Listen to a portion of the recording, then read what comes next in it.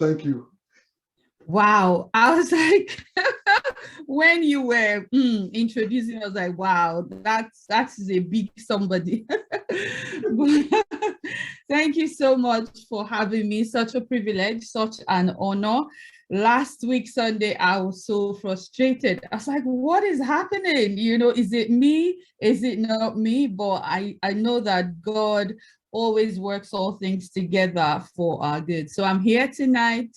Well, it's already night in the UK. So I'm here today with you, and we're talking about self-sabotage today. So I'll just quickly share my slides. I've already been introduced, so I'm not going to do that anymore. You guys have heard all about me already, but just to say that Coach Anekan has already talked about the radio station. So I created the radio station in 2017. It's an online radio station, heartsonglive.co.uk. You can check it out. I am there every morning from 6:30 a.m. to 7:30 a.m. encouraging people to start their day right. That's UK time. I have a few friends in Canada, and so they listen from there. You can check it out and listen as well. And I just wanted to add that it's www.heartsonglive.co.uk. Please do check it out and listen to my show. All right, we're talking self-sabotage today. What is self-sabotage? Please, can you just, I like my classes to be very, very interactive. So I know you can see my slides, but but do put in the chat what you think is self-sabotage. What is self-sabotaging behavior?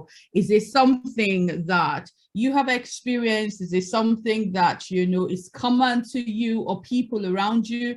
Just put some comments on the chat. So let's do this together. I hope that's okay. Yep. All right. Self-sabotage. I'm going to be looking at the chat so that I can read your comments, but please let us be involved as much as possible in the process. Behavior that seems to create hurdles for oneself. Thank you, Coach BB. Natalia says the summary for me is self-condemnation. Honestly, self-condemnation. I'm going to share my story with you. I wrote a book last year titled "You Are Not Everyone's Cup of Tea." Why did I write that book? I'd been self-sabotaging myself. I did not realize it. Coach Ania can say, for me, self-sabotage is when I talk myself from doing what I know I should be doing. Favor says self-denial and condemnation. Thank you so much for participating. So hold on, please give me 2 minutes. I will.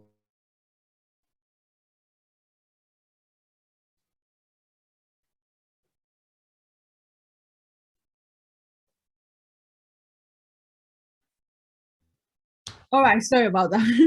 Abiola says not believing in yourself. All right. Like I said, I wrote a book last year, You Are Not Everyone's Cup of Tea, is on Amazon. You can check it out. You Are Not Everyone's Cup of Tea by Eloho Efemuai. So all my life, I had been self-sabotaging myself, but I didn't realize it. I felt like I was not good enough. I didn't have any worth. I was doing things. That's the funny thing. I was doing amazing things. People would be celebrating me, but I always felt this lack of confidence and self-worth. I always felt like I was not good enough. And so by doing that, I wanted to please everybody. I wanted to do what everybody said about me. I released an album in 2014. Somebody said it was not good, or you don't sing like this person, you don't sing like that person, and that affected me. So I was in that space where I could not live to my full potential because I was self-sabotaging myself. I was trying to fit into everybody's expectations of me. So I shared my story in that book and how I was able to get to this point where I am at now. If you want to read it, you can check it out. Thank you so much, Coach Anikan. So Thank you for everyone who contributed. Self-sabotaging is said to be where the behavior is said to be self-sabotaging when it creates problems for you, when it interferes with your long-standing goals. I'm just going to see. All right, thank you, Coach Nathan. The most common self-sabotage behaviors are procrastination. Do you procrastinate? You know, it's not good enough. I teach women of faith, creatives, entrepreneurs how to show up confidently on social media. But I have this particular client who self-sabotages herself because she procrastinates. Why? It has to be perfect. That perfectionism, you know, on Friday, I was speaking to a group of women, on Thursday, sorry, on how to overcome imposter syndrome, you know, and we looked at the different kinds of imposter syndrome. There's perfectionists, there's soloists, there's the expert, and all of that. But the most common self-sabotaging behaviors are procrastination, self-medication with drugs, alcohol, comfort eating. Comfort eating. I used to do that a lot. I had a sweet tooth.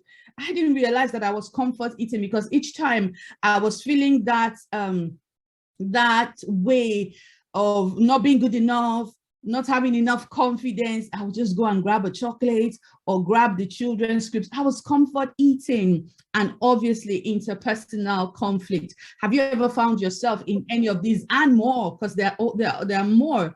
So these acts may seem useful, they may seem comforting at the time, but they ultimately undermine us, especially when we engage in them repeatedly. Even if you are aware of your self-sabotaging behaviors, there's no guarantee that in itself will be enough to disengage from the act. Still, it is possible to overcome almost any form of self-sabotage, and people do it every day. If I can do it, then you can. Do you procrastinate?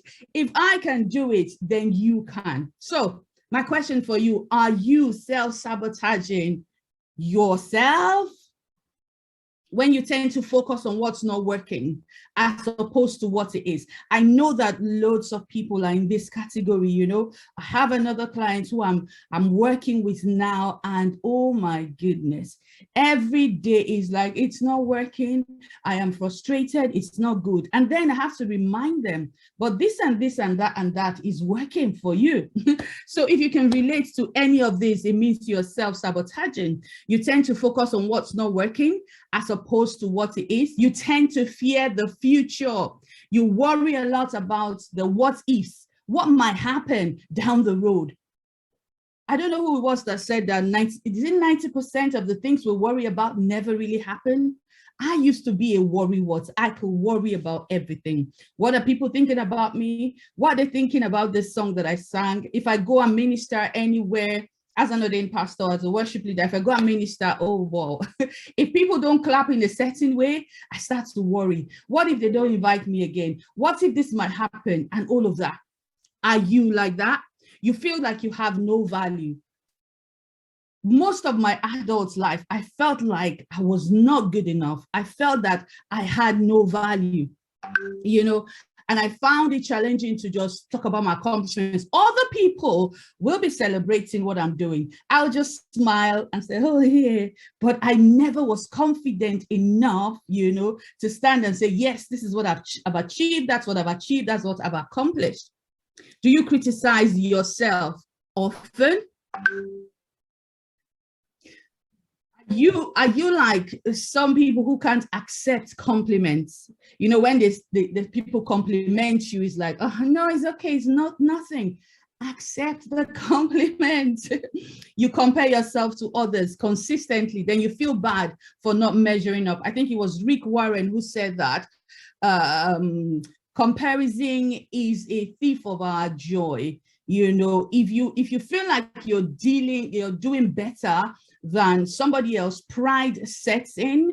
And then if you feel like, oh, I'm not good enough. You start to feel bad about yourself, and these two will rob you of your joy. Do you compare yourself to others? Are you consistently feeling bad for not measuring up? Do you feel like, oh, I'm not good, I don't measure up? No, that's not for me. Do you change the way relationships? If you're in a relationship, you quickly find flaws, you find faults in the other person, you feel like you have no purpose in life.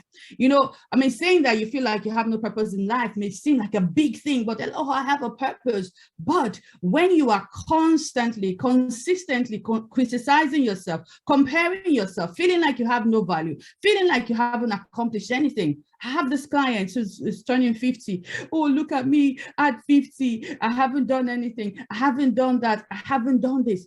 If you are constantly doing that to yourself, then you're obviously telling me and telling the God who created you that you have no purpose in life. Ayo says, are we not all worried about the future at some point in time? Yes, you can think about the future. You can, but I think there's a difference between planning your future and worrying about your future. Yeah. Natalia says, chief among them, fear of the future. You can plan your future, but no worry. I'm reading a book now. It's titled A Happy Pocket Full of Money. And the guy's talking about time and how time is an illusion that we only have now. Now is the time, not yesterday, not the future.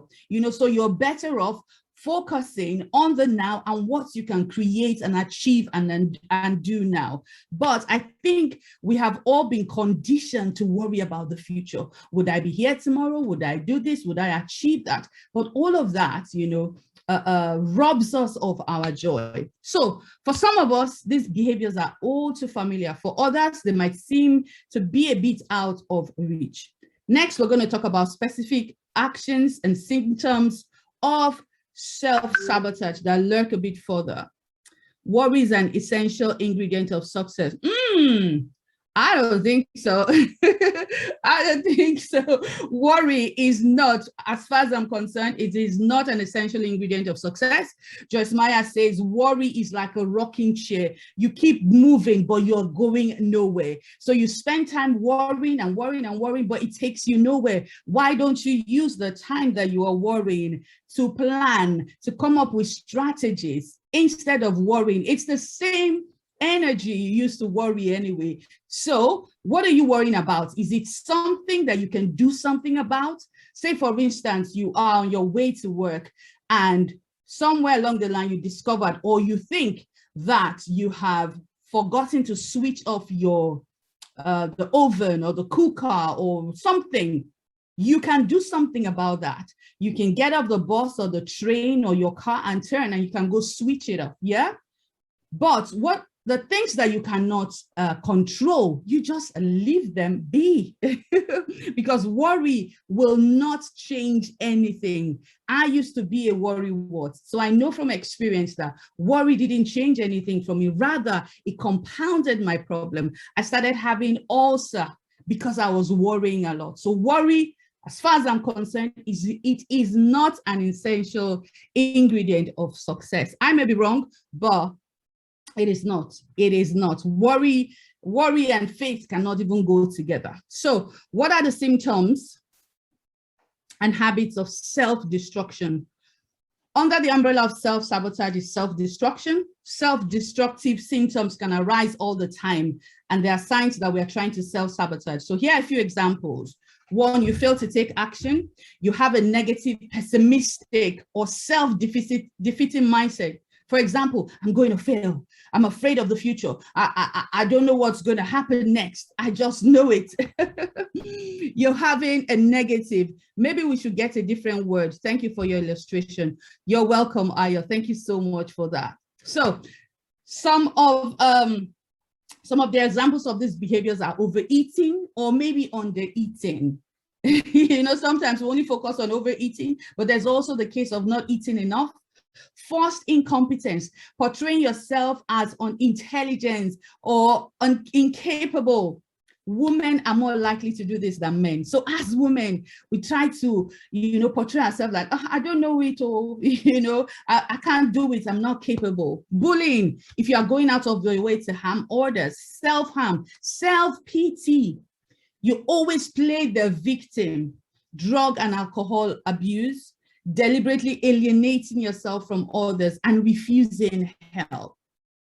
Worry, give way to anxiety, unease, allow one's mind to dwell on difficulty or troubles. He worried about his soldier son, a state of anxiety and uncertainty over actual or potential problems. Thank you for giving us the dictionary meaning, Coach Aniyekan. So we feel a lack of self-worth. We feel a lack of self-worth. There are a few main reasons that we participate in self-sabotaging behaviors. Perhaps the most all-encompassing one is feeling a lack of self-worth. Have you ever, as a woman, as a man, have you ever felt like you lacked self-worth? I mean, I did. I think one of my issues, one of my problems growing up, I was taller than most girls my age. So I was always mocked.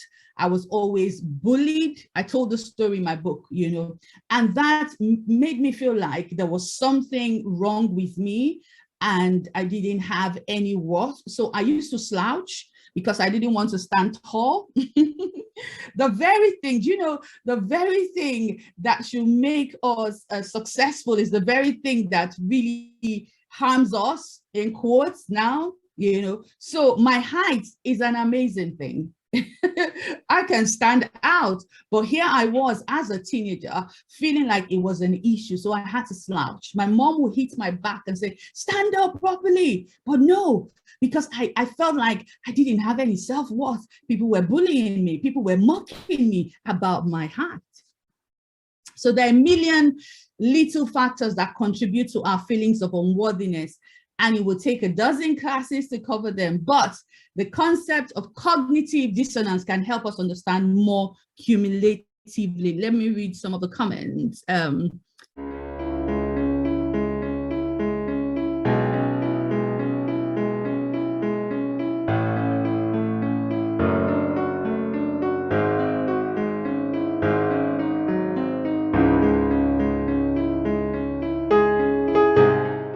Why do you indulge this? Thank you. Definitely. So cognitive dissonance refers to the tendency we have to seek consistency among our beliefs and opinion. Every time something doesn't make sense, like when we're hurt, when we're surprised by an action, we feel discomfort, right? And our brain compensates by creating a new reality that eliminates the dissonance. So how does this play out in terms of self-sabotaging behavior? Here's an example. Let's say you don't like someone you work with, but one day they run out to get you coffee and they go and get coffee and they ask you, can I get one for you too? They are treat. After experiencing this exchange, you have two options moving forward. You change your opinion of them. Maybe they're actually kind of cool. Maybe they're nice, or you justify your previous opinion of them. They must be after something. And I'm sure we've all got to that point in our lives where someone does something for you and you're like, oh, this person must be up to something. What do they want now? I don't trust this person. I don't trust that they will just be generous to me without an underlying agenda. Or you change your opinion of them and say, okay, yeah, maybe they're nice. Worry is a poor word to use. Thank you so much.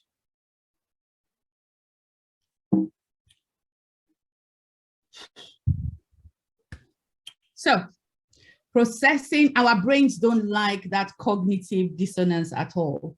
Processing new information makes our brains work harder. It throws a wrench in the inner workings of everything. Therefore, our first instinct is to come to a conclusion and then we move on, even if that means making a judgment that is not factually correct. Here's how cognitive dissonance and self-sabotage might play out in your romantic life, for instance. Let's say in one of your first romantic relationships, you were lied to, causing your brain to form the notion that romantic feelings are connected with hurt and distress. You can play any scene in your life, not just romantic relationship. I'm just using this for our example tonight. As you progress forward through life, you partake in various romantic relationships. You might have never truly gotten over that mistrust, even if your partner has never given you any reason not to trust them.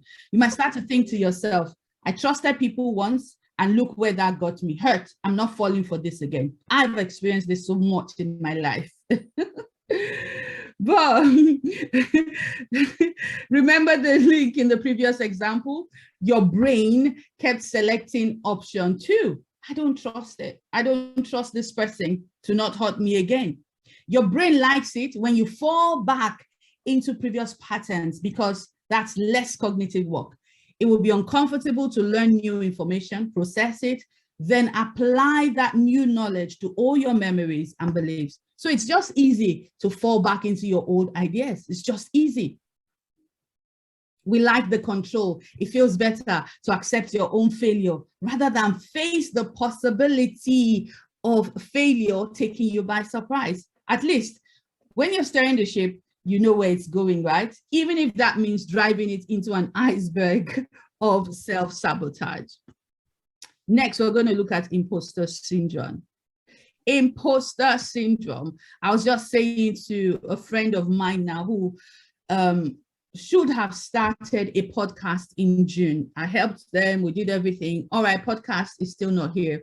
And a few weeks ago, I said, you've got to start this podcast. And tonight, it just texts me, oh, somebody's having a go at me for not starting my podcast. I was like, okay, what is actually stopping you from starting your podcast? Is it imposter syndrome? Like I said at the start, I gave a talk on Thursday about overcoming imposter syndrome, and there are different types of, there are different ways it presents itself. Perfectionism. Are you wanting everything to just be in the right place, or you always feel that it's not good enough? You have to add something else. So imposter syndrome. Do you suffer from imposter syndrome? Do you feel like a fraud? Do you feel like, I don't deserve this accolade? No, I don't. I know. Or I just like to work on my own. I don't need anybody else. The higher you rise up, the further you have to fall. This fear of ultimately falling is another reason that we partake in self-sabotage. Our psyche is rooted in the perception that you're not deserving of the success you've gained so far. Like I said, I would organize in my concerts. Everybody will be raving about it. Wow, that was amazing. I will go back into my room. Or if people actually came to my house, I will sit down quietly because I'm feeling like, no, I didn't deserve that. I'm not worthy of all of that accolades. So our psyche is rooted in that perception that you don't deserve the success you've gained so far. It may be at work. It may be even with your family or relationships. You just feel like, I don't deserve this. Some people actually say, I don't deserve this. Someone actually told me this week, I don't deserve it. In return, you might partake in self-sabotaging behavior, such as doing the bare minimum, procrastinating, or diverting your attention in order to avoid this fear. So we find comfort in pain, or we're bored with the way things are going. Other reasons that we might turn to self-sabotaging behaviors are due to familiarity or boredom. We're creatures of habits, but sometimes this means that we choose consistency over our own happiness or contentment. If we're used to being or feeling overlooked, mistreated, or exploited, it can be strangely reassuring to put ourselves in that position over and over and over again. It doesn't matter what I do. I'm never invited to that party. It doesn't matter what I do. I never win anything. You just reassure yourself. I'm like, okay, let me just stay here. I don't find anybody's trouble. I don't hurt anybody. They can't hurt me. Even though that these roles make us unhappy, we prefer them to the unknown. We might also turn to self-sabotage because we're bored. Sometimes creating drama or inciting conflict can give us a rush and being in the middle of the chaos can feel comforting. The good news is that self-sabotage follows a predictable pattern, so you can change it. You can change it.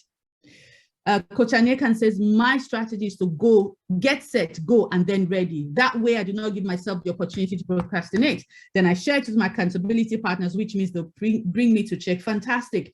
I think it's Mel Robbins that has a strategy, 5, 4, 3, 2, 1, do it. The 5-second rule. She calls it the 5-second rule. Once there's something that you need to do, 5, 4, 3, 2, 1, get up and do it. Just get up and do it. Because once you miss that time, it is harder to, to go back and do that thing that you said you will do when you were in that mood, when you're in that exciting mood. So just do it. So we can change self-sabotage because it is predictable. So pinpoint your pattern. Self-sabotage, like I said, follows a predictable pattern. Awareness of how it shows up in your life will help you recognize it when it does show up, so that you can take action to nip it in the bud as soon as it shows up. The first step in this is to think back to previous times you've self-sabotaged in your life. Then figure out what point you typically began to indulge in self-sabotaging behaviors. Then uncover your triggers. Uncover your triggers. For example, you've had a crush on the barista at your local coffee shop. So I'm talking relationships and romance a lot today. You've had a crush on the barista for months. You always chat every time you go in to grab a latte. One day they ask you on a date, but you freeze and you come up with an excuse to get out of it. What happened? What happened there? Somewhere in that exchange, you were triggered. Perhaps as soon as your romantic interest began showing interest back, your brain didn't understand how to comprehend that new information. If your reality up until now dictates that you aren't worthy of love, but suddenly you begin to receive that information that contradicts that reality, your brain will then send signals to fight against the cognitive dissonance, as we talked earlier on, or discomfort of the new and unknown, and brings you back to the familiar thoughts and patterns. This can play itself in any areas of our life. It could be your business. It could be maybe going into a partnership. It could even be getting your kids ready to go to a particular school.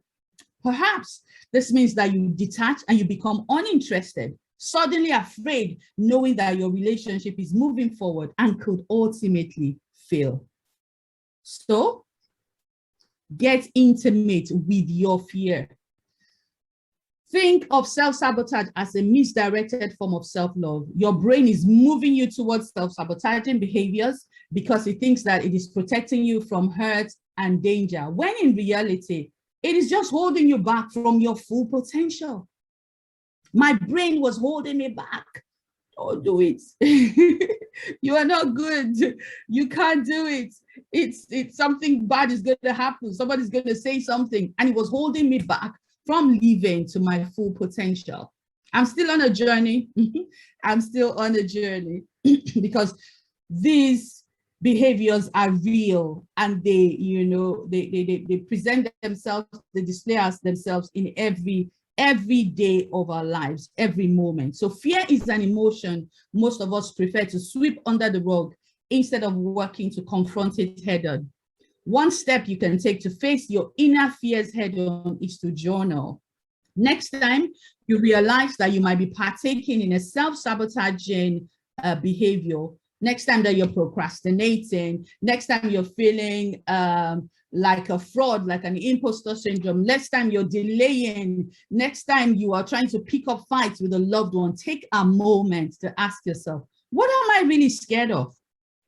And why is that scary? Write it down. What am I really scared of? Why is it so scary? Then ask yourself, if that worst case scenario happened, could I handle it?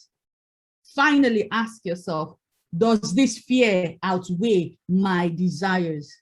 Once you've taken these steps and actually taking time to consider the situation head on, The fear inside you loses a little bit of power over your psyche. You can repeat this activity as needed in order to train your brain to ease out of old thought pattern slowly.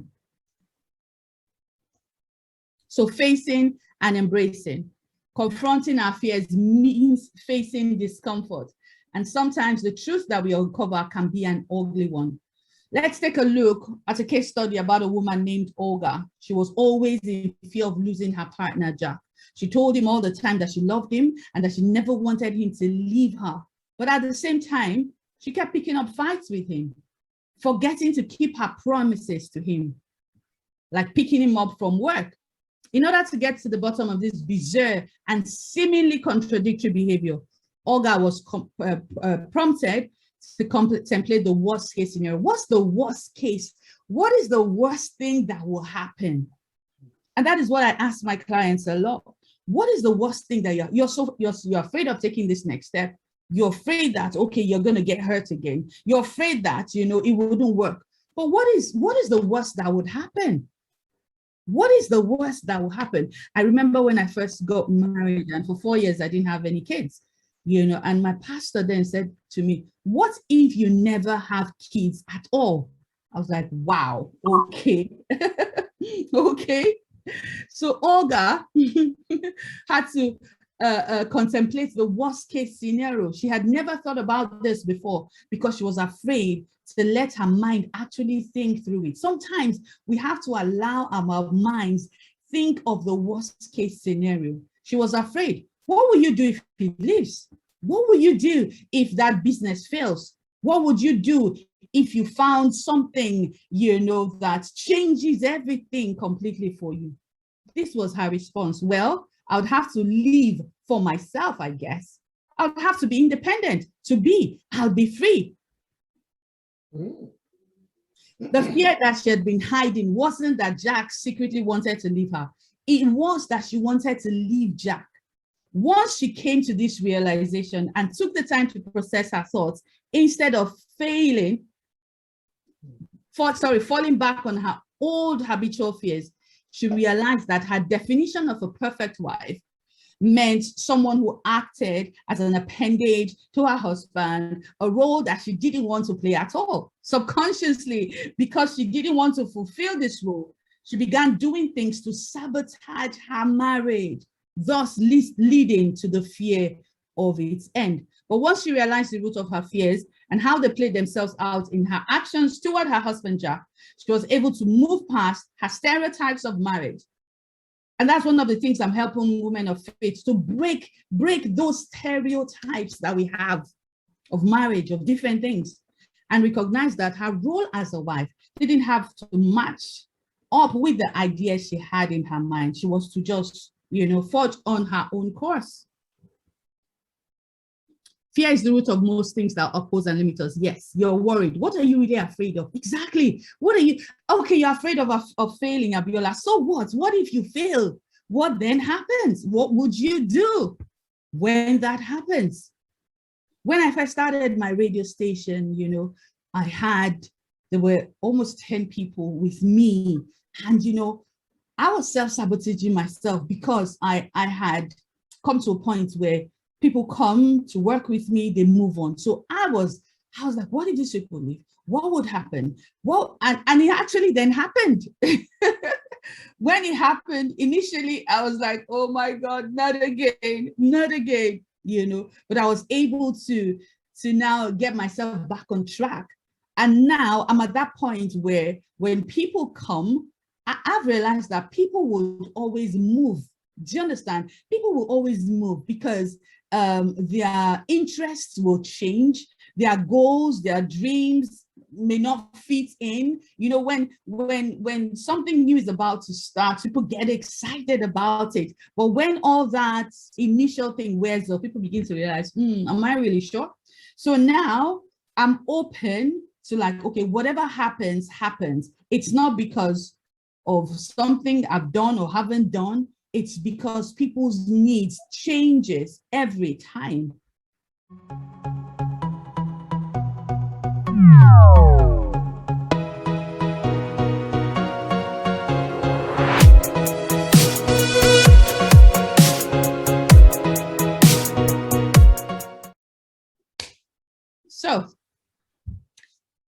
recommit to new healthy goals every day. Setting small goals will make you feel more accomplished and in control of your life. I usually tell people, you know, sometimes we write goals. We want to achieve this, achieve that, achieve that, achieve that. And because the process is, you feel like, oh, how am I going to do all of this? So I say, you know what, just focus on doing 3 things, doing 3 things every day, you know, that will take you closer to where you are going. You don't have to overwhelm yourself with it all.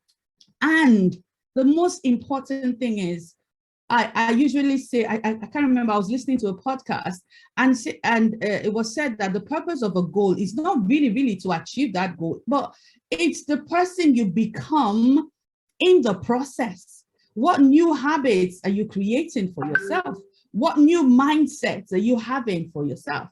So let's recommit to setting new healthy goals every day. Set small goals that will make you feel more accomplished and in control of your life.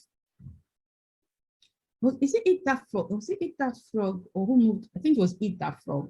There's a book, Eat That Frog. This is a particular helpful way to combat self-sabotaging actions because it fights feelings of low self-worth. It keeps you motivated, moving forward in a positive direction. I had the goal that I wanted to read how many books in the year.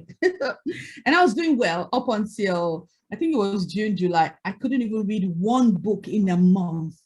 And I'm like, what am I doing? What is happening to me? So I had to recommit, you know, I had to recommit to reading a chapter a day. Don't put yourself under pressure, Eloho, because you want to finish 40 books in a year. Are you in competition with anyone? So set small goals. Let them make you feel more accomplished. And I was shocked. As I read 1 chapter a day, I finished 1 book in less than a week. I was like, wow, did I just finish that book? But because I had thought, oh, I have to finish this book in 3 days, in 4 days. No, now, who does that? So don't be afraid to make lists. Don't be afraid to make lists. Take a moment to pick out a planner to write down your notes and your thoughts. I have a journal on my phone. There's an app, I think it's Day One Journal. It's so helpful. You can download the app Day One. I believe it's Day One. It can help you journal. It can help you put your list. Yeah, it's called Day One. It's Day One. Yeah, it can help you put your list. It tells you like 3 things. It even helps you with gratitude. What are you grateful for? What do you want to achieve today? Start with small things, little things. Even the laundry, grocery shopping. If you have a dog, you know, crossing something off your to-do list is fulfilling in its own weird little way. I promise. Honestly, there was 1 week I was feeling so overwhelmed with everything that I had to do. So I got out my Day One journal and I just put down everything I needed to do. And you know what? By the end of the next day, I was like, what happened? You know, because I just did small things. So stop assuming things. Don't fall into the mental trap of harmful assumptions. It's easy to spiral out of control. All right, I'm going to quickly wrap this up because I have a book club to attend to. So it's natural to analyze and assess people and situations to make sense of our surroundings. The danger lies in allowing your imagination to wander too far, leading to the worst case scenario, which causes anxiety, frustration, and fear. The assumptions you make about the way people feel about you are often reflections on how you feel about yourself. I don't know how many of you have been in this position where you're assuming. I'll give you an example. I hope she's not listening to me. My 10-year-old daughter comes home a couple of weeks ago. Was it last week? She said that she was crying in the morning when I woke up. She said she didn't want to go to school. I was like, why? She says because she went into the gym room to change and there was this girl looking at her and that she has leg hair. I was like, did she say that to you? She said no. I said, so why are you assuming that that's what? Do you understand? Why are you assuming? And because of that, you're self-sabotaging yourself. You don't want to go to school, and you are the one who's going to miss out. So sometimes we just assume that people feel certain ways about us because that's what we feel about ourselves. So maybe she's feeling like, oh, I don't want leg hair on my hair, you know? So if you're feeling ignored, alone, or abused, your first thought is they treat me this way because, or they must think what you're actually doing is projecting your own feelings about yourself. So do less and do better. Keep your days simple, keep them meaningful. I have to rush through all of this now. Get an accountability partner. Question they can talk about that, you know. Create joy. Surround yourself with people who are doing amazing things, you know, people who can help you, who can hold you accountable, and all of that. There will always be times when we realize that we need to let go of something painful, be it guilt or toxic relationship. So fear of the unknown can hold us back, but we can choose not to let it. Praise yourself. I cannot overemphasize this. Praise yourself rather than waiting for others to do it for you. I believe so much in affirmations, declarations. I love mirror. When I was growing up, my dad said, well, the story I heard was that I love the mirror too much. So my dad started calling me vanity, you know. So I look at my mirror a lot. So I have little post-it notes there with my affirmations and declarations. You know, praise yourself. Don't wait for other people to do it. You are amazing. You're worthy. You have worth. You know, be confident in yourself. So I'm going to stop here so that we can take some questions.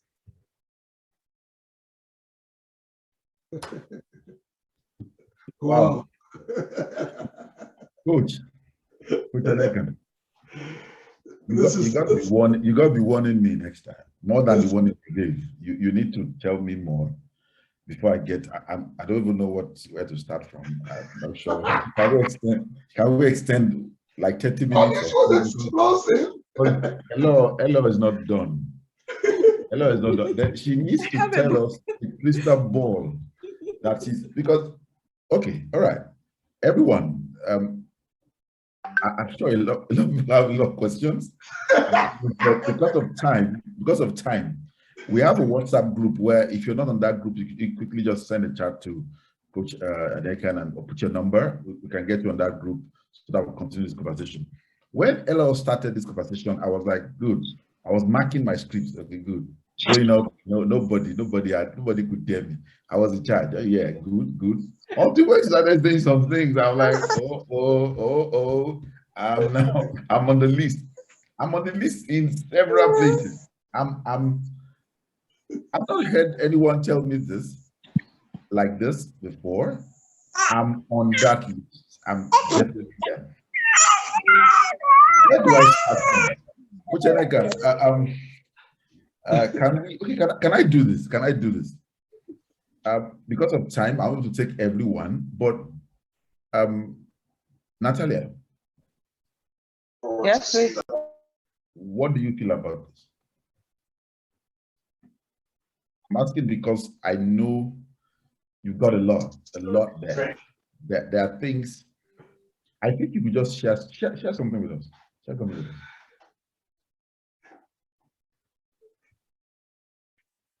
Okay, I think she's sharing. Okay. When you're ready, just take over. I see Dr. Robo on the call. Also another woman of with all of the wheels and vessels. Dr. Robo, thank you for showing up. I appreciate it. I also see Dr. Osiobu. Please welcome. I think I have doctors. I see Dr. Oyebola. I have lots of doctors on today's call. And I know that they're always looking at because they take their practice and they still balance that with the day-to-day occurrence. My good friend Ayo, thanks for sharing, buddy. I appreciate that. But the thing is this, it's just an hour program. We will not be able to catch everything that Eloho has. You can see that she had to rush through it, which means that what we really want to do is to get you thinking, really. We want to get you thinking about the different things that you're consciously or unconsciously doing. Now, the first thing you might not want to do to kind of hold yourself back is to say, no, I'm okay, I'm not self-sabotage. The minute you begin to do that, you're not, because everybody does this in one way or the other. There are things that you have put up till date, there are things that you have refused to do till date, because interestingly, there's a way our mind has a hold on us, and it makes us do something that most times, if you don't think logically into it, you really don't know why you're doing it. Some people just do things, they don't know why they're doing it. So if I wanted to release questions, I know it's going to be another 1 hour for us to go over this. This is what I'm going to do. I am going to ask you to please, I'm going to put the email on the chat, just copy it. Send all your questions to that email. I will forward them to Eloho myself. And if need be, we'll come on another program, another day, and we'll just deal with those questions for you. So if you have questions, yes, just please do that. Go ahead and punch that email there. I'm seeing some comments here. Someone is saying, can she continue? Someone says, can we have another day? So I think that email would help set up what we need to do. If you have to bring Eloho back another day, I will be in support of that, because I think there's still more to ask, and there's more to hear, more to learn from, because I'm gonna, okay, I'll get off that. But please, everyone, check the chat box immediately. Copy out the email. I will still show that email even later on. You can snap the screen, or you can screenshot on your device. You need to send in whatever questions and comments you have to the email. We promise. We're going to go through that. We're going to sift through them. We're going to get responses from Eloho. If it means we'll do another program entirely just for that, I'm sure we're going to find a way to stick it in there. If we have to do something privately for you, we will sacrifice the time, because I believe this is one of those pivots towards achieving self-care, self-help, and doing great in life. Coach, if you permit me, I'll still love Natalia to take a close on this. Natalia, are you ready? Are you free to talk? Yes, I am. I wanted to share because Good evening, everyone. I'm interacting with you on other things, and I feel. What do you think about this? I think you're one of those people that are strong about this. What do you think about this? You have 2 minutes before I round up. Honestly, when she was talking, I just said she had just summarized the former Natalia. I say former because I've moved, away from most of those things. I struggle with procrastination. I've improved on it, but I'm still procrastinating. So, listening to her talk this evening, I just saw a lot of things. And the comparison she talked about, when I do something and I clap for myself and I see somebody else do something, I haven't even done well. But to listen to her this evening, it's for me on learning the things I have learned in the past. She's loaded, and like everyone, I want to come in. I want to see her rather, come again, hopefully. So it's, joining this group in particular has been very helpful to me since I joined this group. There are a lot of things I have, stopped doing. Anytime I want to be lazy, I remember, the less group that I'm going to give accounts, even though nobody's asking to give accounts openly, but I always remember that the people I'm working with are serious-minded people. And so it keeps me on my toes. Whenever I want to, indirectly, I'm being accountable to the group, because I see a lot of people saying you must make every day count. I'm trying to set a goal, and I realized that I haven't even achieved anything, in the sense that I just wake up, do things as they come and all that. So for me, accountability is something very strong since I joined this group, and I've been helping myself. I don't want to rush in, so I'm taking it week by week, and I hope that with time I'll get better. It's one thing, and I love the sincerity in this group, and I love the fact that nobody judges anybody. It's like you're being held in a hand and say, let's walk one step at a time. And I feel comfortable. I always look forward to this. Let me not take the time. I hope someday I'll be able to share more. But thank you very much, Natalia. Now, I would like to chip this in quickly. Eloho has presented what she had in mind. There was no influence from this group, but listen to this. What we have on the nuggets and the group coaching is exactly what is needed to get out of these problems. One, this is the platform where you heard this. Also, this is the platform where your goal setting, your daily goal setting, your midterm goal setting, your long-term goal setting, and the way to set those goals that you don't get to sabotage yourself are the principles by which we live by. We simplify, we demystify those things that seem to be hurdles. That's what we do. Not because we are the experts here, but because we are the students who are willing to go out there, learn more, and share it every day. And you can come along with us on this community. Also share your experience, help us to sharpen iron, and help us all to improve.